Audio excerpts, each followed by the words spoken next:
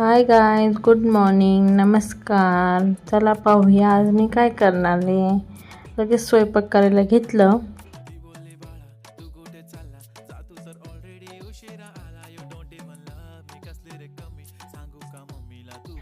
हे रात्रीचं फिक्कं वरण होतं, मग त्याला घट्ट करून घेतले. मग पालक चण्याची डाळ, ठेचा आणि बेसन आणि कांद्याची पात बनवली होती. कांद्याची पात, भात आणि साबुदाण्याची खिचडी आणि फोडणीचं भात, आणखीन बाजरीच्या भाकरी एवढं बनवलं होतं. तुम्हाला कोणती रेसिपी लागत असेल तर मला कमेंट करून सांगा. तसंच व्हिडिओला लाईक करा, शेअर करा आणि चॅनलला सबस्क्राईब करायला विसरू नका.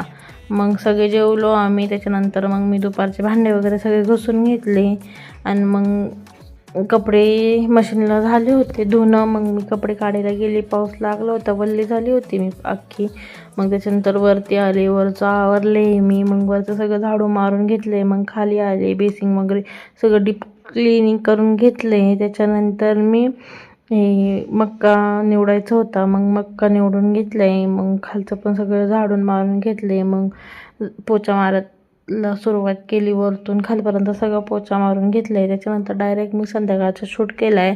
संध्याकाळी आम्ही गेलो होतो शनिवारच्या बाजारात. काही नाश्ता घेतला, काही भाजीपाला घेतला, काही फ्रूट घेतले.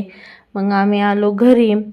घरी आल्यावर लगेच मग मी चहा बनवायला घेतला. चहा वगैरे बनवला, मस्त गरमागरम चहा एन्जॉय केला. त्याच्यानंतर मी लगेच लागलो स्वयंपाक करायला. स्वयंपाकात मी फक्त बाजरीच्या भाकऱ्या, भात, वरण, आणखीन वालाची शेंगा बनवले होते. मग त्याच्यानंतर स्वयंपाक झाले की मी लगेच भांडे धुवून घेतले, कारण की परत रात्री जास्त भांडे वाढतात म्हणून.